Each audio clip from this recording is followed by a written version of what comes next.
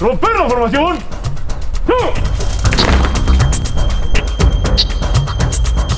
La madrugada todavía no terminaba de asentarse cuando el silencio de una de las zonas más exclusivas del centro del país fue interrumpido por un movimiento que no pertenece a los fines de semana ni al descanso de lujo. No eran vehículos comunes, ni visitas sociales.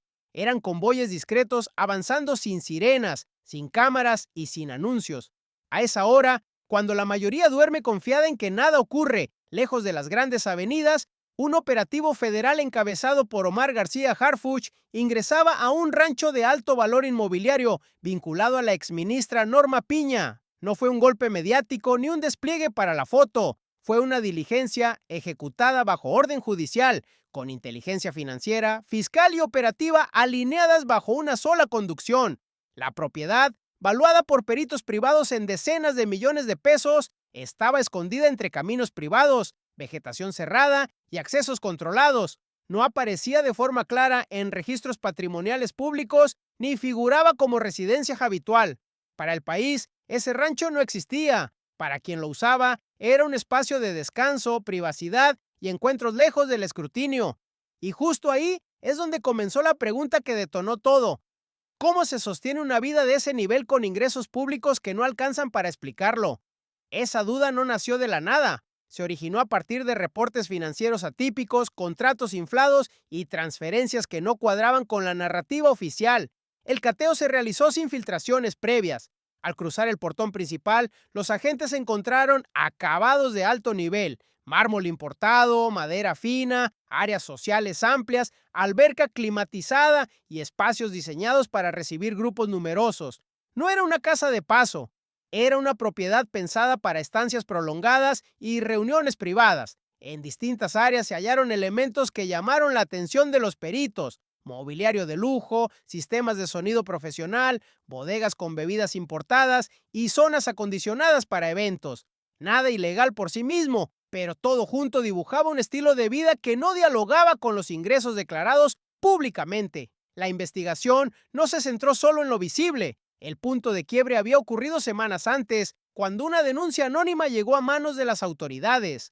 Dentro del sobre había contratos, comprobantes de pago y referencias a un despacho jurídico que aparecía una y otra vez en los registros. Un nombre discreto, legalmente correcto, sin exposición mediática, pero con facturación millonaria. A partir de ahí, la unidad de inteligencia financiera comenzó a cruzar datos, transferencias fragmentadas, pagos repetidos, conceptos vagos y una coincidencia constante. Los recursos provenían de una misma institución y terminaban diluyéndose en una red de empresas relacionadas. Durante el cateo, además del inmueble, se aseguraron documentos, dispositivos electrónicos y registros que ahora están bajo análisis pericial. No hubo conferencia inmediata ni declaraciones ruidosas.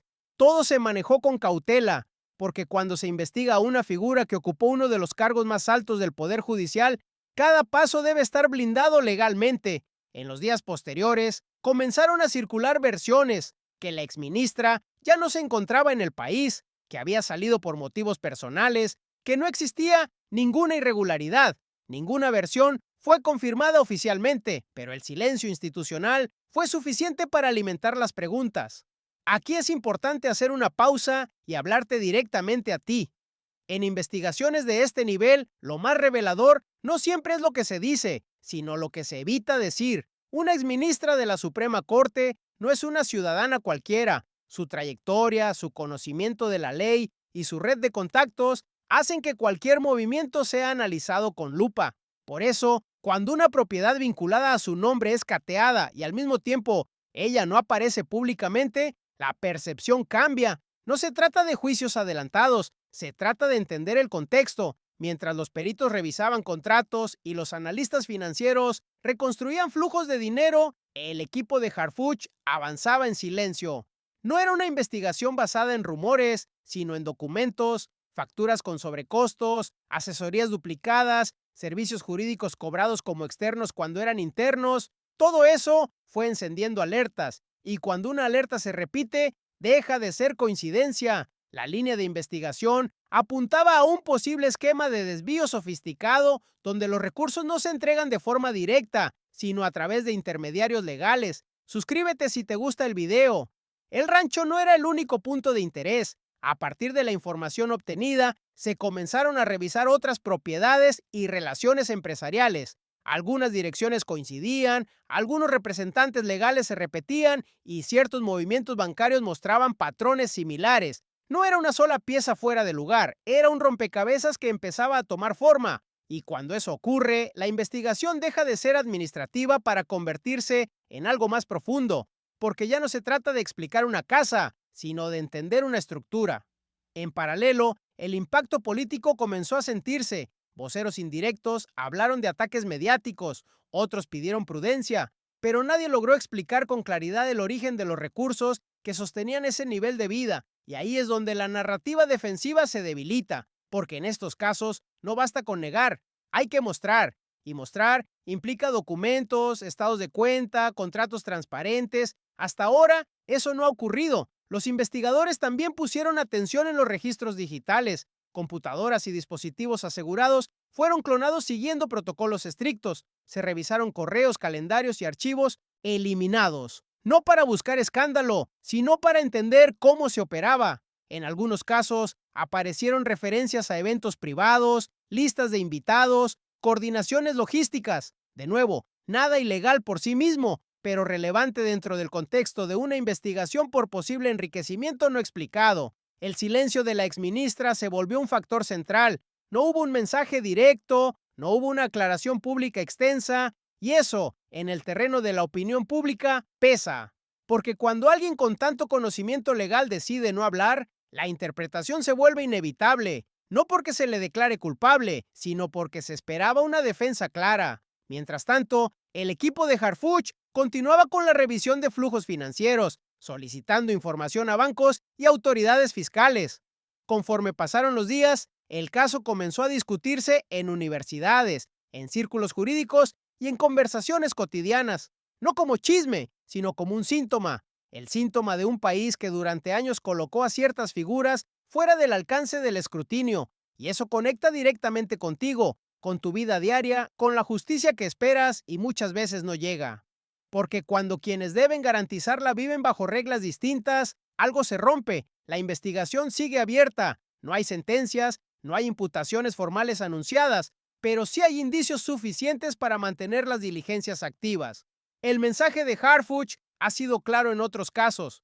No se trata de perseguir personas, sino de perseguir hechos, y los hechos, cuando se documentan, no desaparecen por voluntad política. El rancho quedó asegurado, los documentos están bajo resguardo y los flujos financieros continúan siendo analizados. Lo que ocurra después dependerá de algo fundamental, las pruebas, no de discursos, no de percepciones, no de tendencias en redes, de pruebas. Y ahí es donde este caso se vuelve una prueba para el propio Estado, porque investigar a una exministra no es solo un reto legal, es un reto institucional. Significa demostrar que la ley aplica incluso para quienes la interpretaron desde la cúspide. Y después vino la parte que casi nunca se ve, la que no ocurre en el rancho ni en la entrada principal, sino en escritorios fríos donde se toman decisiones que pueden cambiar el rumbo de una institución entera.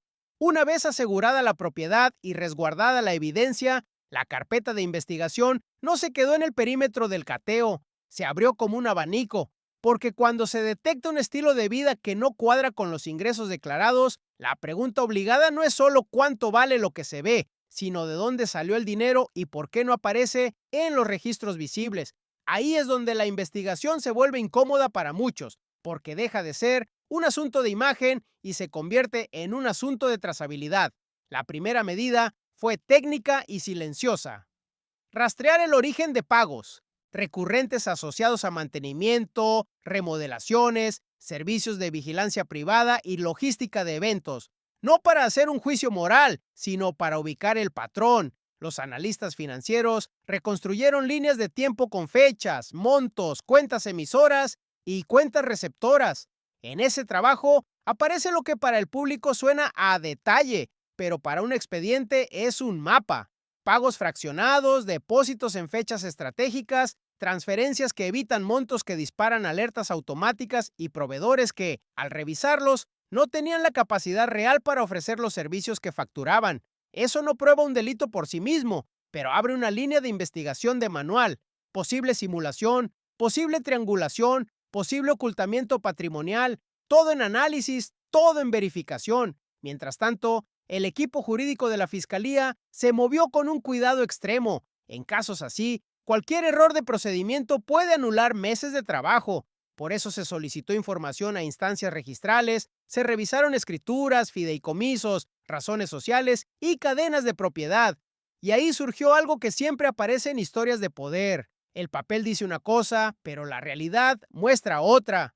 Propiedades que no aparecen a nombre directo de la persona investigada, sino a nombre de empresas con giros amplios, apoderados legales repetidos y domicilios fiscales que se comparten con otras compañías. Un mismo contador, un mismo representante, un mismo patrón de movimientos. Cuando los nombres se repiten en demasiados lugares, la coincidencia deja de ser cómoda. En paralelo, se abrieron líneas sobre proveedores vinculados al rancho, servicios de seguridad, renta de equipo, mantenimiento de sistemas, transporte, compras de alto valor. El objetivo no era criminalizar una fiesta, una reunión o un evento social, sino determinar si había una estructura de gasto sistemático sostenida por recursos cuyo origen no estaba claro. Y en esa revisión aparecieron facturas con descripciones genéricas, montos elevados y conceptos demasiado amplios para justificar el precio. Servicio integral, consultoría, gestión, apoyo logístico, palabras que en el lenguaje contable pueden significar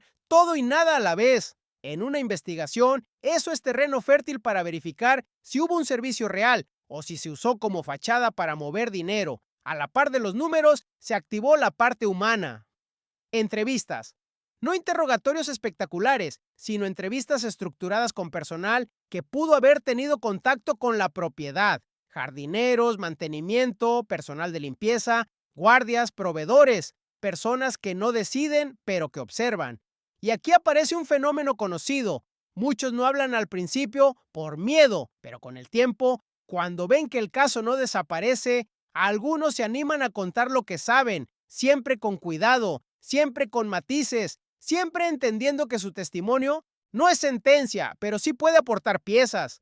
En esas entrevistas se buscó algo muy específico: frecuencia de uso, patrones de llegada, logística de seguridad, movimientos habituales. Si un lugar es de descanso, suele tener rutinas. Si un lugar es un punto operativo o de reuniones estratégicas, también.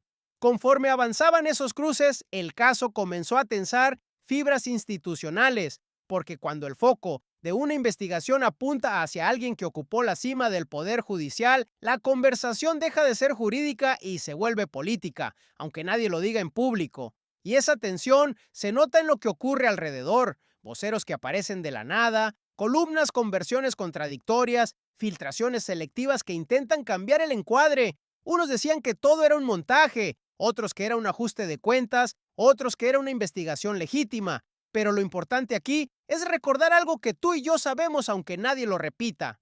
Las instituciones no se sostienen por narrativas, se sostienen por pruebas, y el expediente, a esas alturas, seguía creciendo. Un punto clave fue la revisión de contratos y servicios vinculados a despachos jurídicos y consultorías, no porque sea ilegal contratar asesoría, sino porque en instituciones con alto presupuesto, las consultorías pueden convertirse en un método de desvío si se inflan, se duplican o se simulan. Esa línea se volvió delicada cuando se detectaron relaciones indirectas entre prestadores de servicio y circuitos administrativos. Nada conclusivo, todo sujeto a verificación, pero suficiente para abrir más solicitudes de información. En ese momento, el caso dejó de ser un cateo y se convirtió en una investigación por posibles redes de operación financiera. Y aquí aparece un elemento que siempre cambia el tablero: el dinero no se mueve solo. Si hay pagos, hay cuentas. Si hay cuentas, hay beneficiarios.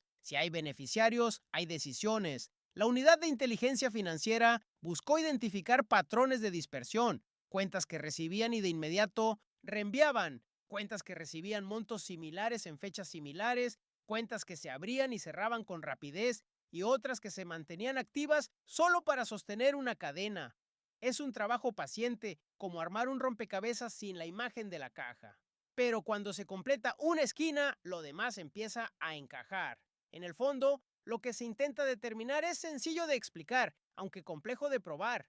Si el patrimonio y el estilo de vida se sostuvieron con recursos legales, debe existir un rastro claro, transparente y consistente. Si no existe, la investigación se pregunta por qué. No es una condena, es una obligación del Estado cuando hay indicios. Y eso es lo que muchas personas afuera no entienden. Investigar no es sentenciar. Investigar es verificar lo que se sospecha con documentos y trazos reales. Mientras todo esto ocurría, el rancho permanecía sellado y bajo.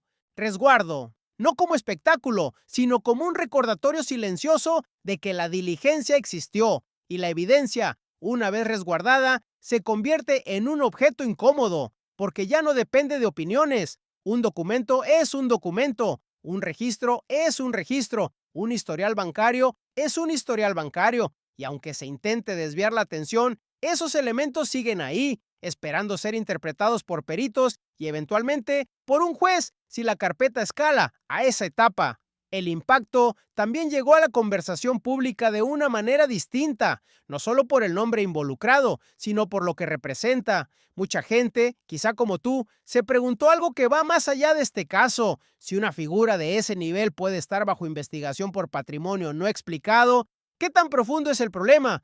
¿Cuántas decisiones judiciales, cuántos amparos, cuántos expedientes pasaron por manos de personas que al mismo tiempo sostenían vidas privadas que no cuadraban con lo público? No se trata de acusar sin pruebas, se trata de reconocer que la confianza institucional se construye con coherencia, y cuando la coherencia se rompe, duele. En las siguientes semanas el caso entró en una etapa que suele ser la más silenciosa y la más determinante, la de dictámenes. Dictámenes contables, dictámenes técnicos, dictámenes registrales, cada uno con su propio ritmo, porque cada uno requiere corroboración. La fiscalía no puede basarse en impresiones, necesita documentos certificados, y en esa etapa es cuando el tiempo se vuelve el mejor aliado del expediente, porque la verdad administrativa no se fabrica en un día, se rastrea, se confirma, se firma y se sostiene. También comenzaron los movimientos defensivos, no necesariamente de la persona investigada de manera directa, sino de entornos, de actores que buscan controlar daños. Comunicados ambiguos, acusaciones de persecución sin entrar al fondo de los números, mensajes que intentan transformar una pregunta financiera en un debate político. Pero hay un problema con ese enfoque. Las cuentas no se debaten, se revisan. Los registros no se atacan con discursos, se confrontan con evidencia. Y si la evidencia está, el caso no desaparece porque alguien lo quiere etiquetar de una forma u otra. Lo siguiente que podría ocurrir, según el ritmo típico de investigaciones de este calibre, es que se intensifiquen dos frentes. El frente patrimonial, para determinar la propiedad real, la cadena de beneficios y la congruencia con ingresos, y el frente contractual, para verificar si hubo servicios reales, si los pagos fueron proporcionales y si existió simulación o sobrecostos deliberados. Todo esto insistiendo en investigación, sin sentencias, sin culpabilidades dictadas, pero con una carpeta que no deja de sumar piezas. Y aquí viene una parte que normalmente se cuenta poco, pero que a ti te interesa porque explica por qué estos casos son tan lentos. Cuando se investiga poder, se investiga también resistencia. Gente que sabe cómo se mueve el sistema, cómo se frenan oficios, cómo se alargan procedimientos, cómo se siembran distracciones. Por eso las autoridades, cuando deciden actuar, intentan hacerlo con blindaje institucional, para que el caso no dependa de una sola firma ni de una sola voluntad, sino de una cadena que lo sostenga. En algún punto, el expediente tendrá que cruzar una línea, o se formaliza con imputaciones, o se mantiene como indagatoria con medidas administrativas y aseguramientos, y ese momento suele ser el que define si la historia se convierte en precedente o en anécdota. La diferencia está en la solidez de lo encontrado, y ahí es donde tú, como audiencia, tienes un papel más importante de lo que crees, porque la presión pública bien informada no dicta sentencias, pero sí exige claridad, exige que se explique, que se transparente, que se rinda cuentas, no para linchar, sino para entender. Ahora, te pregunto algo, y te lo pregunto en serio, si mañana se confirma que todo tenía explicación legal, ¿estarías dispuesto a aceptarlo con la misma firmeza con la que hoy se cuestiona? Y si mañana se confirma que había un mecanismo para ocultar patrimonio, ¿crees que debería haber consecuencias ejemplares? Esa es la discusión de fondo, no sobre personas, sino sobre reglas. porque si la regla no aplica para todos, entonces no es regla, es privilegio. El caso, hasta aquí, no termina. Está en esa zona donde todo puede cambiar con una sola prueba nueva, un estado de cuenta, una escritura, una cadena de beneficiarios, un dictamen pericial. Y cuando eso ocurra, lo que hoy es una investigación en curso puede escalar de forma abrupta. Por eso muchos están atentos, no por morbo, sino porque esto toca algo que México necesita resolver desde hace años: la distancia entre el discurso de justicia y la vida real de quienes la administran. Y mientras los expedientes seguían creciendo, ocurrió algo que suele pasar cuando una investigación toca fibras profundas. El entorno comenzó a reacomodarse, no con anuncios públicos, sino con movimientos discretos, cambios de representantes legales, modificaciones en consejos de administración, sustituciones de apoderados, ajustes en domicilios fiscales. Nada ilegal por sí mismo, pero todo indicativo de una estrategia de contención. Para los investigadores, ese tipo de movimientos no detiene una indagatoria, la confirma, porque cuando alguien intenta reorganizar su arquitectura legal en medio de una revisión, lo hace para reducir exposición, no por simple coincidencia. En las áreas técnicas, los dictámenes avanzaban con un ritmo preciso. Los peritos contables comenzaron a emitir informes parciales que establecían comparativos claros entre ingresos declarados y gastos identificados. No se trataba de cifras aisladas, sino de tendencias sostenidas en el tiempo, gastos que se repetían año tras año, servicios que no disminuían y un nivel de mantenimiento constante que no corresponde a una propiedad ocasional. Ese tipo de continuidad es clave porque elimina el argumento del evento excepcional. No era una celebración puntual ni una inversión aislada, era un patrón de vida. Al mismo tiempo, se revisaron los registros de servicios públicos, consumos de energía, agua, sistemas de climatización y vigilancia.